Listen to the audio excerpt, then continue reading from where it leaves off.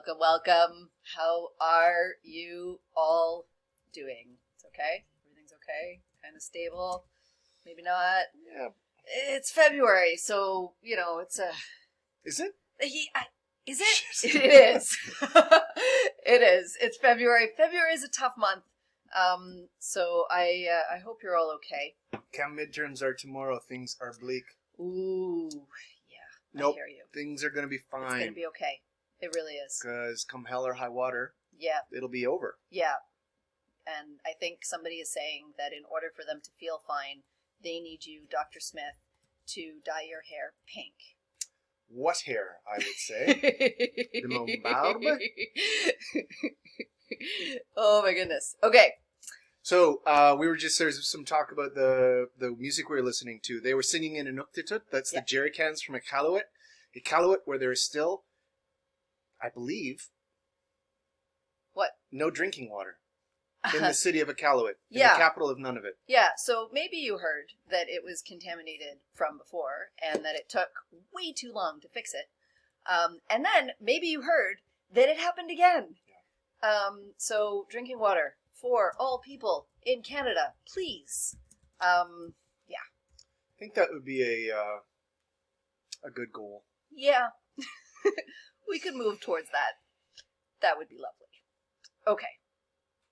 So we got to reveal this. So have people found those letters? I don't know. Have you found the hidden letters? Do you have an idea what the word is? Oh, there we go. Wesley's going. Okay. Okay. Oh, look at those. Look at those. What word might it be? 1, 2, 3, 4, There's 5 another one right of in the center 7. somewhere on the tree. There's another one somewhere. Under the... No. Is it? Maybe. There we go. Good job, Emily. All right. Super good. So, what's the word? Put them together, and what do you get? Is it bibbidi bobbidi boo? It's really not bibbidi bobbidi boo. No. What might anyone have any ideas of what the word might be? It rhymes with planning. Hey, Is it look, spelled out behind there? somebody's keeping track. That's good. That's good. What might it be? It's a kind of... It's some kind of a way that we would demark a level of diversity. Biodiversity. Emily is wondering. Everybody's like, just show us where they are. Okay. Do you want to see where they are anyway? So, there we go. Maybe a T? No. It took me forever to print these and hide them in the forest. Yeah. So okay, so here we go. Here are the letters, and here is your answer. It spells Shannon, as in the Shannon Diversity Index. There we go. Super fun news. As we were learning about alpha, beta, gamma, a new paper came out talking about this fantastic new beta diversity index. So they came up with like a new formula. You know, we gave you a formula for beta diversity, but we also told you that there were like multiple ways of like capturing this difference. Okay, if you could think of the absolute worst name for this brand new beta diversity index, what might you name it? We're talking like wrong answers only, right? So like the Ishmael. worst, the worst possible name for a new beta diversity index. What would you guess they called it? Reginald. Delta. Delta's not bad. Omicron. Yeah. Omicron. We're on the right path. Yeah. You're on what would be the most? So a hint. What would be the most confusing bad name for a new beta diversity index? Somebody said call it Steve. That would be better than what they called it. Okay, so the answer is, there we go. El Hazo 5, you are right. You are right. They identified a problem with the classic indices of beta diversity called the Jacquard. Yeah. J'accuse. They should have named their paper J'accuse, Jacquard, and there's some legitimate problems, and it's a great paper, and I'm going to use it. However, you mean it's a great index? It's a great paper. Okay. It is a great paper. Okay. And it's an important thing that they found, but their proposal to fix it is to name the new indices of beta diversity alpha which will measure beta diversity. But alpha is already a thing if you were with us last time. So Anyway, why this made it through the peer review process, I have no idea. So I'll tell you, I don't know, I haven't told you the rest of this story yet, maybe. I don't know if you've seen it on my Twitter feed. No. I tweeted about this yesterday. Yeah. And the lead author of the paper responded, and it was like, yeah, that was our bad. Genius! Yeah, so that's kind of fun. Super fun! Yep. So I was like, mad respect for seeing a tweet out in the ether, and wow. yeah, and that's exactly it. Has anyone checked if the author's okay? Yeah, exactly. Because it will go down in science like joke history. Yeah. Right? Like, there are ecologists laughing about this right now. So yeah, his bad. And I'm so glad that he owned up to it. That's cool. Super cool. We make mistakes all the time. I'll put the link in the I love it. in the cat. Emily's writing, show the dog. Okay. There's no dog in this room. There's just Lily. There's just Lily. This is Lily. Lily is a very small Dachshund or wiener dog. She's 9 years old. She's in fantastic shape, and she owes me another 9 years at least. We've had this conversation. Anyway, so that's Lily. Yeah. Okay. Good. Shall we? Are you ready? Are you all ready? We're good to go. There's still people coming in, but that's okay. Okay. Yeah, that's a great point. I mean, it's COVID times. What do you expect? Thanks, Michelle. Or Mpel. I see Mpel, and I think Michelle. Mpello too. For what? It's COVID times. What do we do expect? For what? Naming things. Naming things. Yeah, it's like, I don't know, let's call it... Fair. Oh. Fair. In other news, I was doing some reading. And one thing, a while back I noticed, because we're all worried, like, in this unit about naming things, right? You've done identifications, you're trying to, like, ID down to the level of species, and also you're learning about the proper. There are problems with the word proper, but sort of the annotation, the way that you write them, and the underlining and the italicizing and all of that stuff. And some things that I've been reading about. I used to work with a colleague who asked that when we write their name, we keep it all in small letters, right? So the first letter of the name was not to be put into capitals. And I started to kind of dive into a little bit. I was curious as to what the tradition is, or the philosophy behind that and everything. And then I came across in the book that we have for recommended reading in the course outline too, a similar type of thing. The idea being that by capitalizing it, we put this sort of human-centered focus on the importance of that word relative to other words. And in biology specifically, we tend to do that when we write species names. So sort of in my education, for example, if we were writing out the Latin name of a bird species, the first letter of the genus would be capitalized, and then the second word or the species wouldn't be, right? And it would be italicized. And I think that's kind of common practice. It is literal thought practice. Yeah. Right. So then when we were writing them, though, in the common name, so if I was going to write black-legged kittiwake, both the B and the K would be in large. And then a few years ago, we started doing it in small letters. Except for when it was named after a human. So like the Stellar's J would be a capital S and then a small, right? Proper nouns. Yeah. But there are some people in the world that don't distinguish between species in terms of importance. They don't put that human-centered focus on it. And there is a push to consider all living things to be of equal importance, as equal to humans. And so there are biologists out there, there are all sorts of folks that put capital letters on the common names. And I think that that's okay. I have no problem with this because I work in the part of the world where there are no common names. Brilliant. So if you're not working with birds, this is kind of like, okay. Yeah.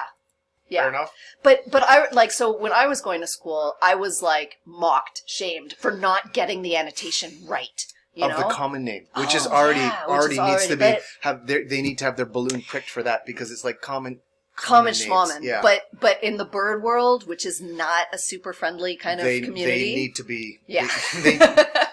Yeah. So, anyway. I said pricks, but I meant pricked. Pricked like the balloon. poked. Yeah. But Yeah. they were pricks. Yeah. It's not a bad word to describe. Okay. Pricks. Okay, with an X. That's like Trix, the cereal. Very That's good. the worst breakfast cereal ever. This is a bowl of Trix. Oh dear. Okay, we're going back up to the G rating. Oh, man. Here we go. So we're going to do some stuff today. We're going to talk about one of the largest levels of organization. You know what I look at this? What? I see good active verbs. I see apply, understand, and consider. Yeah. I don't see dance. We're gonna move to No. the... Just a little reminder. This was your homework, but actually, like, all of the information is on the previous lecture slides, but we just wanted to remind you that we're going to take this up on Monday, okay? Because it's a lot, and doing it over, like, a day is ridiculous. So we are going to talk about what determines species composition in a habitat. I love this stuff. This is why you thought, we've got lots of time today. And I'm like, we don't have any time today. We have to talk about the most important things. like all of the things all at once. This is just like all ecology all the time. So, so we're going to introduce some more kind of scales, right? So we talked about our hierarchies, right? We talked about biological levels of organization. And now we're going to introduce these sort of geographic scales. And I hope from the last class that we had, we started to make the case for why it actually matters, right? Why it's much sort of more palatable or less overwhelming to figure out how many species are in a small region versus a very large one, for example, right? Our tools kind of limit our abilities to capture big trends at bigger scales. Well, let's think a little bit about, instead of just like our tools and how useful they are, let's think a little bit about some like large biological, ecological variables and trends at these different levels of organization, or these different geographic scales. So we'll start first with the global scale. So what does a global scale type question look like when in the context of ecology? It might look like this. Why doesn't Canada have the same species as Costa Rica? So that would be a global scale type question, okay? So in order to start to explore that, the appropriate kind of level of organization, the biological level of organization, would be the biome level, okay? So biome, it's hard to define. It's at the ecosystem level, but it's bigger than ecosystems, because remember, biome and then ecosystem, right? And then community and then population. So biome is really, really at the top. There's kind of one more that we'll kind of touch on later, but in terms of like the big pattern, biome is really the largest geographically. So its spatial scale is global. And so this is what, the map of the world might look like if we're trying to map biomes onto it. Yeah, and I think this is one of the neat things about this that I appreciate when I look at biome maps is that when you start looking at species distributions and you start looking at a whole bunch, human history, events, some even common names, they map here. Right, so you're familiar with the boreal forest, probably, right? You're familiar about this large swath across the mid-north, the subarctic of Canada, and that's a biome, right? That's a huge linked set of ecosystems across large geographic space that have really similar attributes. And the simplicity with which we can measure those attributes is one of the, really quite honestly, is one of the attractiveness, one of the reasons why this approach or these categories are attractive to ecologists. Yeah. So, our first question for you, we're going to run a mentee, if we can find it on the right window. We're going to ask you, what factors... I'll just pull it out. What factors might place geographic limitations or boundaries on one biome for another. So what might help define the difference between two biomes? Go ahead and just share what comes to mind. And you have some questions in here too. That's totally good. Put in your questions if you have questions. Where are my keys? Look in your pocket.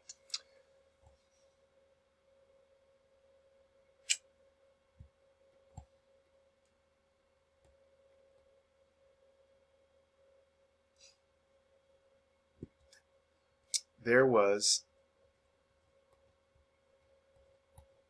a show in the 80s called Danger Bay. I remember it. About the veterinarian at the Vancouver Aquarium who solved Grant crimes. Yeah, yep. Dr. Grant. Yeah, who ended up being on a lot of other Canadian TV programs, including Battlestar Galactica. Anyhow, the actress who played his daughter was named Ocean Hellman. And whenever I see oceans pluralized, I'm like, there's just one. There's just one. So somebody here in the chat says, who knew bird people were so harsh? Now, not all bird people. But what I will tell you is it is a pretty tight community. And you also are part of a tight community of ant people. And when you get into these sort of smaller groups of people, especially as the field is aging, sometimes they don't keep up with the times relative to being inclusive and welcoming. I will say that. My experience was particularly bad, but I mean, there are people that enjoy the community. But yeah. Yeah, I would say that's a good rule of thumb. If anyone describes it glowingly as being, it's just like a family. No. It's like, that should lead to some questions, because who does it mean that they're excluding? Yeah. is something that you can ask from the outside right away. Yeah. And in the last couple of years, there have been sort of particular focuses on making the bird community more inclusive and welcoming. And I think that's fantastic. So there's some really good stuff going on now, which makes me very optimistic. Okay. Ocean Hellman. There we go. Somebody's asking. Somebody's asking about Danger Bay. About Danger Bay. Yeah. Good. Okay. So let's take a look at what we've got here. So average temperature range, the presence of coasts, elevation, aridity, climate, terrain. Still don't quite get the difference between bio and ecosystem. Nobody does. It's okay. Except for it's just bigger.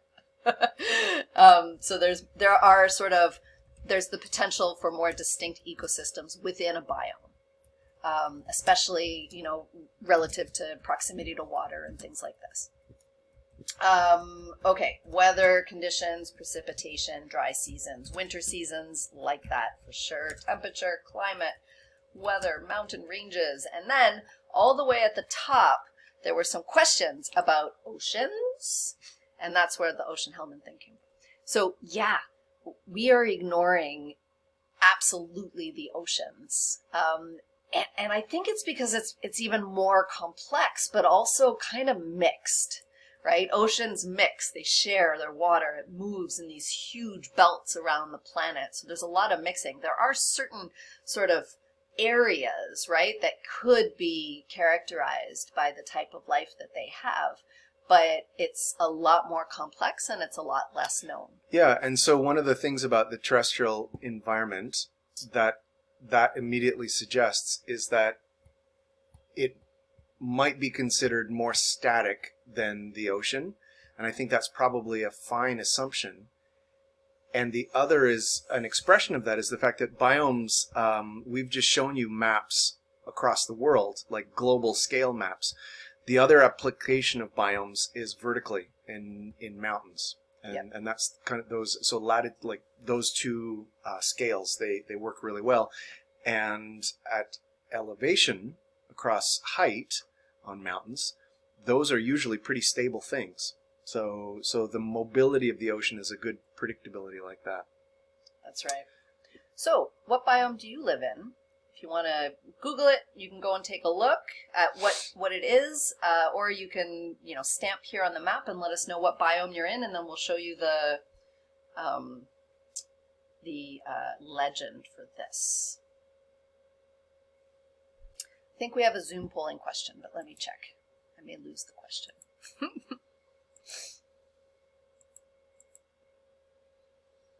Oh. Oh, no, I can't. No. It's just being... Sorry, the poll is being really finicky. There we go. Excellent. Okay, so lots of focus in this area here. Totally good. At least most of us are in the same time zone. Yeah, lots of... Yeah, super. Okay. Great. Lots of ones over here on the eastern part of North America where it's defined in those descriptions anyhow by the kinds of forests you see around you. Super good. Okay, so lots of, let's take a look, boreal forest. We're kind of like right on the edge though. So if we're in Guelph, we're actually here, temperate deciduous.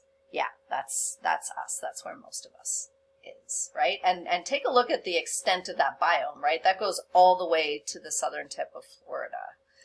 And we know that things change. We know that there are different ecosystems within it, right? If you think about the Everglades in Florida, that's like not what we see outside here. No, and even if you've moved in Ontario from, say, above or near Ottawa, or a line going from Ottawa to Sudbury, you know that just moving to Guelph, you've become, the trees are different. You're more Carolinian than you were when you were closer to where you grew up. So what I want you to do, though, is just to kind of keep a mental note of what this biome, how big it is, where it is, okay? Because we will show you things that connect that region together, right? Even though they are very different, there are things that connect them. So we'll show you that in a few minutes. So just kind of hold on to that in a mental picture. But first, let's explore biomes graphically. I love this. Yeah? Okay, good. So what if we told you that a biome is described or characterized by only two variables? Just two. It's not complex. It's like delightfully simple for me. I get it, right? Two things, right? So we can even graph these on an XY. We can put temperature on the x-axis, and we can put precipitation on the y-axis. And because you know, of course, that those things change through time at any seasonally, daily, whatever. Think about the average temperature of a place and the total precipitation. That's right. So what if we used a red heart to place tropical biomes on the graph, a yellow star to place boreal tundra on the graph, a blue arrow for savanna, a green check mark for desert, and what do we have left? A red X for temperate. If you'd like to go ahead and see if you can place those with temperature and precipitation, that would be awesome.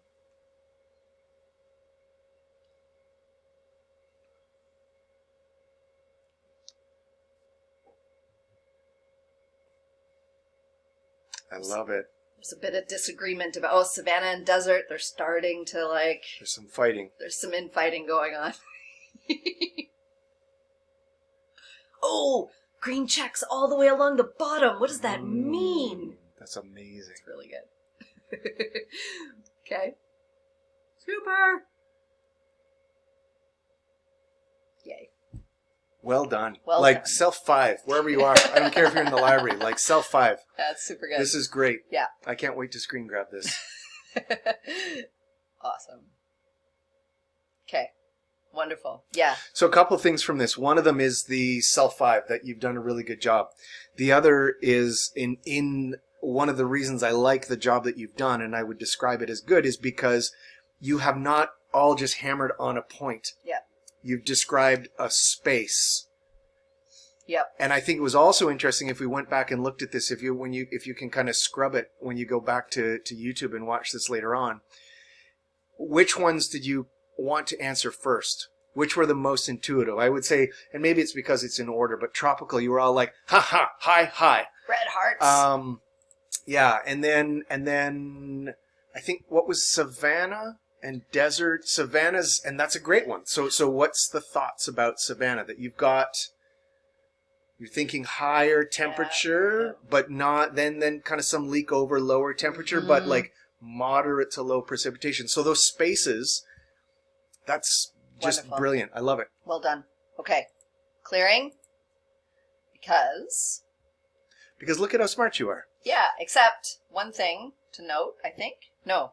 No, I fixed it. It's perfect. Yeah. Okay. So no, that's it. So we take, sorry. So if we take our sort of groupings, right, and we add them, your red hearts should have been, somewhere here for sure. Maybe along these two green ones. Your boreal would be down in here. Tundra. Some of you went up a little bit. I totally get why, and it's not wrong. The deserts along the bottom, excellent, right? Yeah. Savannah over here for sure. And then of course there were a few others that we wanted to keep it nice and simple. So you did great. And that's it. Like, it is so delightfully simple that we can differentiate between them. So for you that we're wondering what's the difference between an ecosystem and a biome. Biome can be characterized by these two totally abiotic factors. Abiotic, right? Non-living variables. And it's nice and kind of simple. It kind of works in my mind that needs to keep things organized. It makes really good predictions, and it will have departures. But my kind of pragmatic argument for it is that it's a great place to start. Yeah. If you're just dropped and you've got a thermometer and a bucket, and you can probably start to figure out where you are.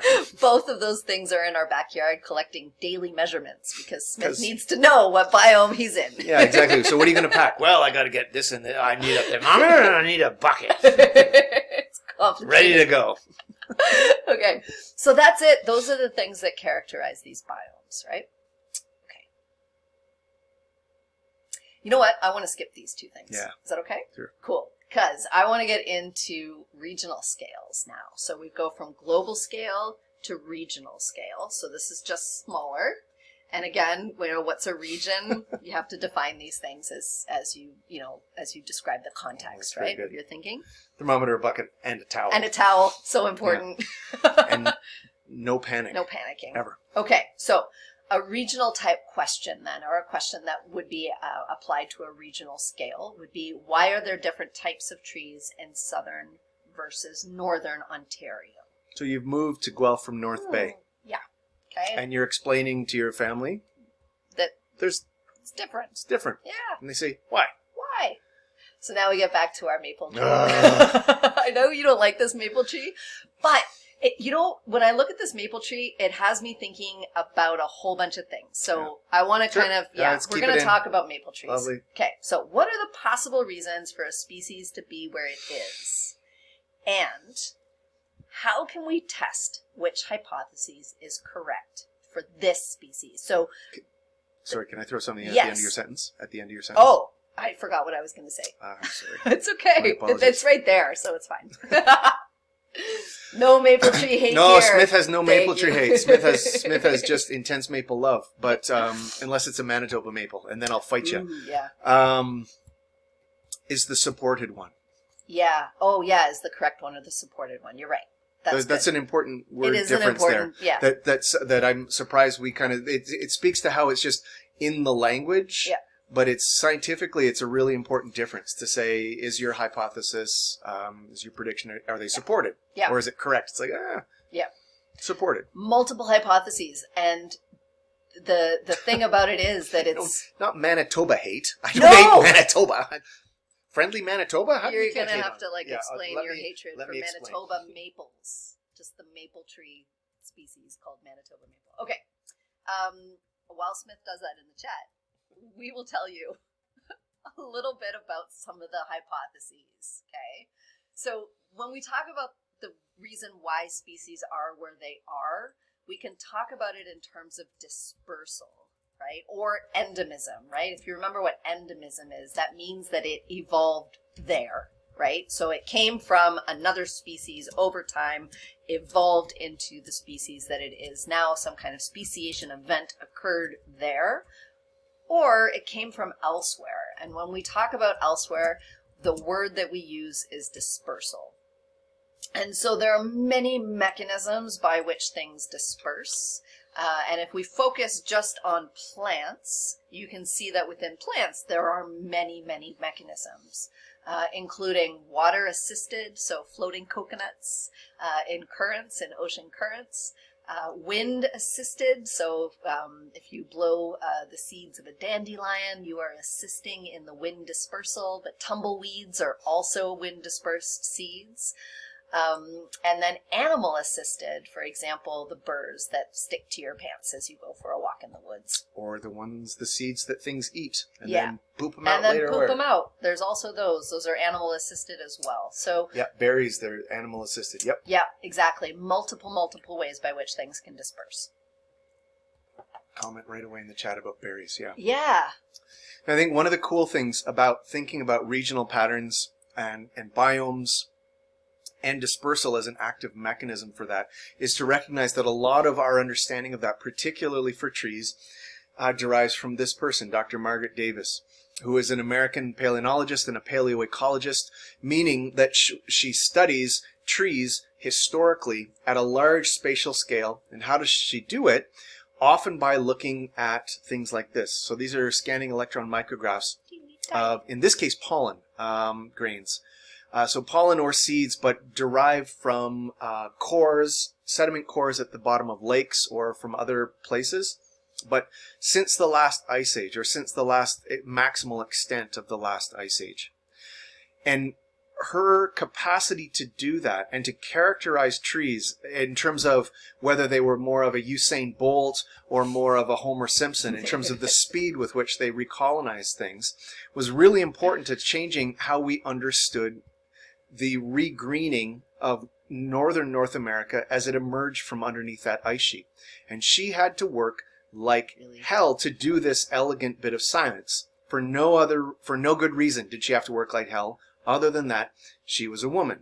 And that working at the institution that she worked at, she was continually passed over for tenure, passed over for promotion, passed over for promotion in the university from professor, assistant, associate, full, or for promotion to other awards, all these kinds of things. And what was the thing about Pelosi? And yet she persisted. That's right. And she fought it. And she didn't just fight it quietly. She fought it outright, which was, I mean, everyone who was there who survived had to fight it.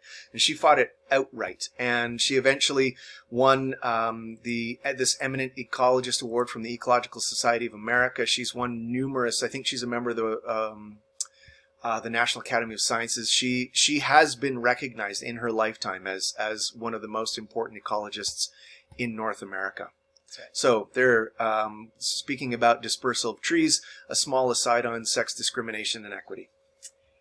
And so remember that we asked you to kind of take a mental note of that biome to which most of us with which most of us are familiar, right? So it kind of overlaps with what we're seeing here. So this is some of the work that's come as a result of Dr. Davis's work and research. And moles is just the text. So that's why it's very simple. It's simplified here. So this is her work as being presented in the classic ecology text. That's right. So basically what she did was to map out the dispersal of maples within this region. Okay. And this region is particular and it's really cool. And it is defined as the biome, right, that most of us are living in. The other thing, though, that coincides with this is also, again, there are some fuzziness around the borders, but this is also the region where the indigenous peoples from here refer to themselves, some of them do, as the Maple Nation. So collectively, a whole bunch of nations together calling themselves the Maple Nation, because this is, maples were the dominant or are the dominant tree species. So much so that the Anishinaabe, for example, nation refers to maples as the standing people. And that, again, comes into the idea of, do we capitalize maple or not? Well, if they're people and worthy of the same type of respect as humans, then yeah, you capitalize M in maple.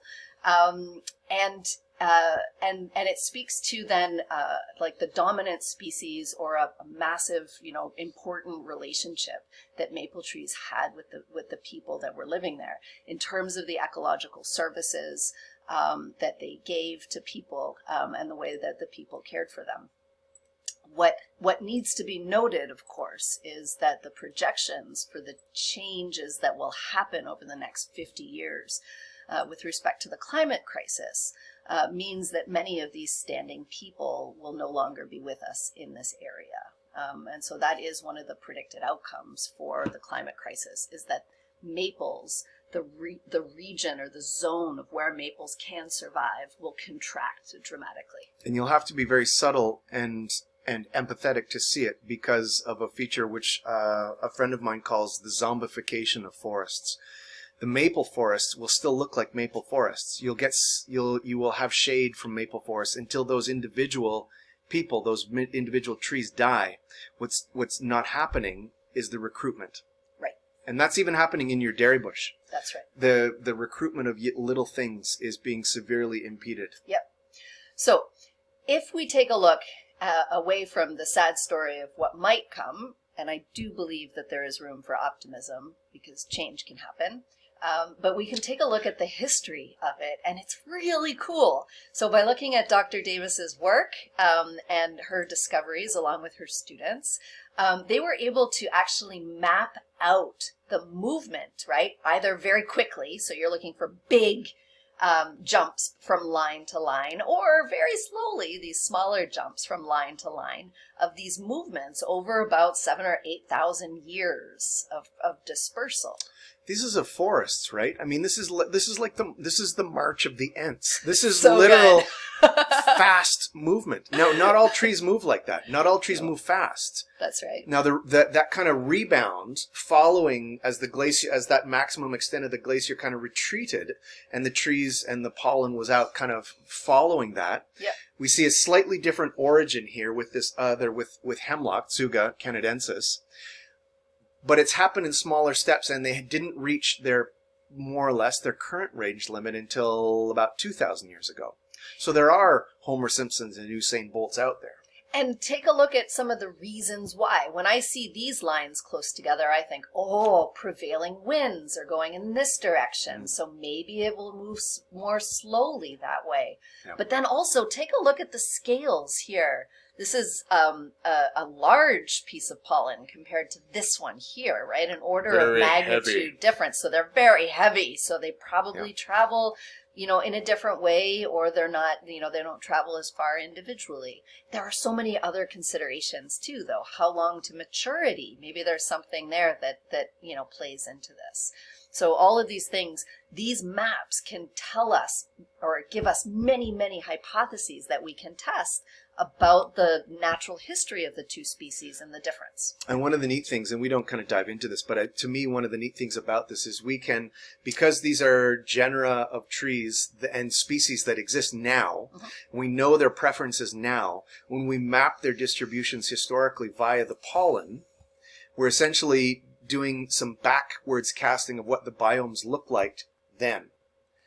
If we know that these two simple precipitation and temperature kind of map and the distribution of many of these species, we can then infer historically, thousands, tens of thousands of years ago, what those conditions were like. That's kind of like time travel. I love that. So good. Yeah. Okay. And yeah, cores. This is how you do it. They're kind of beautiful. These sentences. I don't know if anyone so beautiful. has ever had a chance to do this, but I've done some coring in peat bogs, in nomotrophic bogs in and around Peterborough and Algonquin Park, and they're gorgeous when they come out of the ground. And you're looking. It's literal time travel when you go from kind of older to at the bottom to more recent at the top. So instead of reading the tree rings of a chronology of bark kind of growing outwards, you're looking at the stacking, the strata of those. And then because the features of this pollen are so resilient to compaction and preservation, we can look at them and they kind of look like you could just kind of dust them off and send them out and they'd work. Yeah. It's amazing. Yeah. Plus it gives us the opportunity to show you Dr. Bernier, a prof in our department, I forget. wearing bell bottoms. Yeah. Yeah. Okay, so so those are sort of regional discussions that we have, like just to kind of think about how things move over these larger regional scales, and the types of questions and the type of research that we might do to answer those questions. Now let's think about things at a local scale. So a locally scaled question then about biodiversity, right, might be, why don't all 3 campus woodlots have the same species in them? Right? Cool. And I hope what you're able to appreciate is that as we go from global scale to local scale, it kind of gets harder to answer. Is that? Yeah, harder. And I would say even, why does it get harder? Because you need to involve more things. That temperature and precipitation play a role, but other things matter. That's right. History Matters. So, oh goodness, you know what? I don't, so Yeah. wrong mentee, but you know what I'll do? You're going to change it on the fly? I'm going to change it on the fly. Wow, if you're you wouldn't mind. fantastic. If you hold on a second. Well, I'll. Where'd it go? Yeah, I lost the mentee, but here I will very, very quickly. Have a sip of whatever So you're our question for you is, sitting what beside you. factors? So we talked about biomes as being temperature and precipitation. What factors are going to help us describe the difference between one woodlot and another on the Guelph campus? And just give me 1 second, I'll get that started up. And the code is the same one as before, 327086332.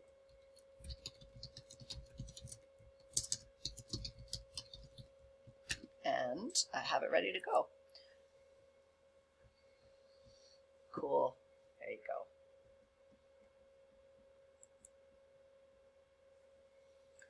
So here, let me just write it out for you. 327086332. Also on the slide. I don't like the word clouds. Did we?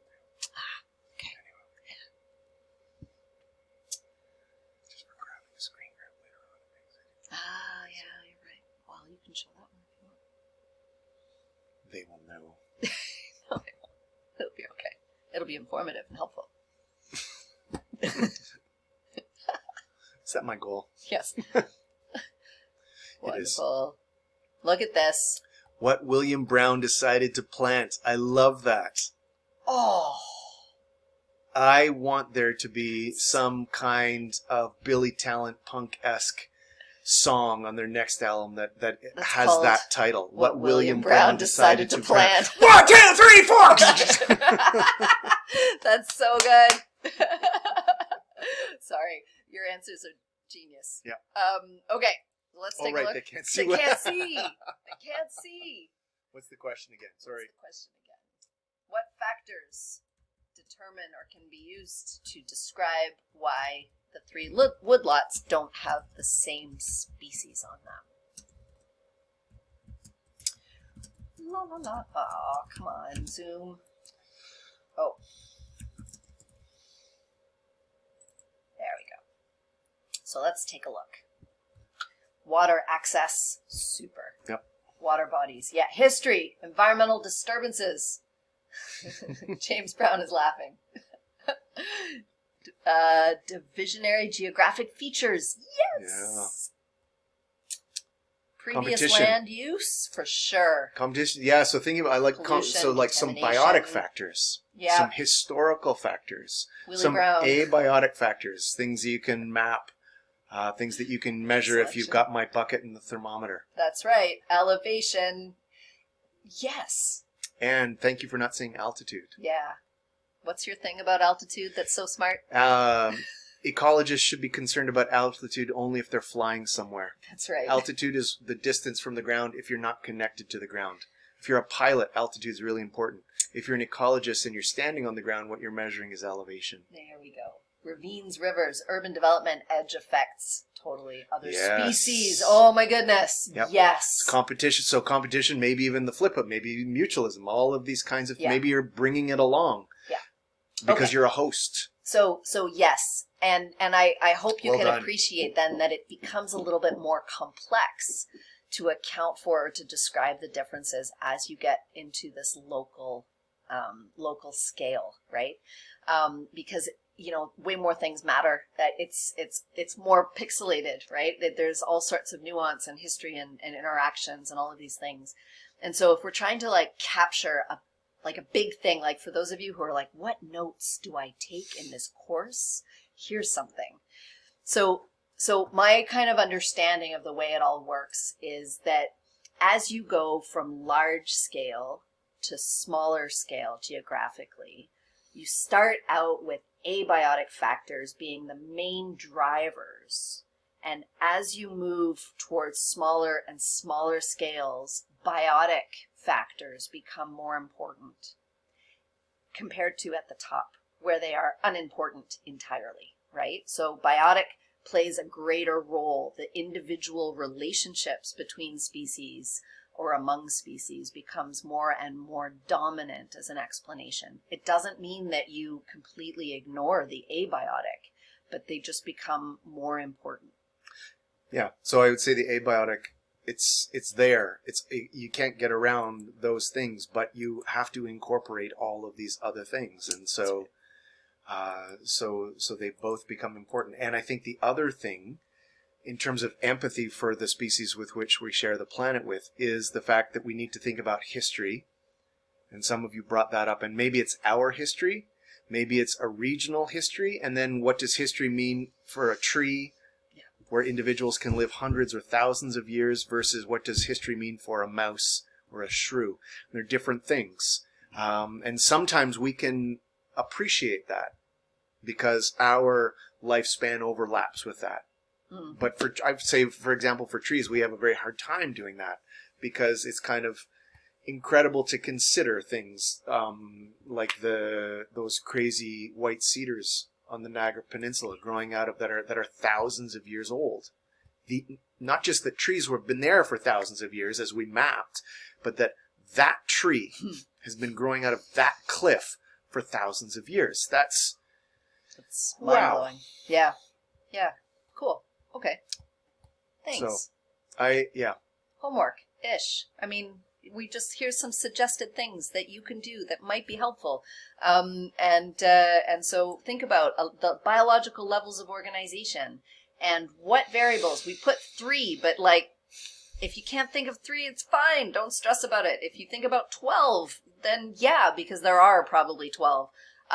Think about things that might help describe the diversity or the variation that exists at each of those levels. And can I tweak that even if you want for the last part of that sentence? 3 variables that are relevant. What does that mean? Yeah. 3 things that you could measure.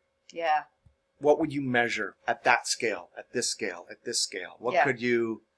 Is my towel, my bucket, and what was the thermometer? Is that always going to be useful? It is. I mean, I bring it everywhere, but... Yeah, but less so at... Yeah, so don't answer. Brown's Woods and the Dairy Bush, right? Your bucket and your thermometer. Meh. Don't answer it. Let them ask it. Okay, good. And with that, we will bid you farewell. Thanks so much for joining in. It's always super, super fun for us. Those of you who have this chem midterm, you've got it. You're going to be fine. And I'm imagining that you have lots of friends who are also there and aren't here because they're thinking about it. Yeah. Reassure them. They'll be okay. Tell them we said you've got it. Take care.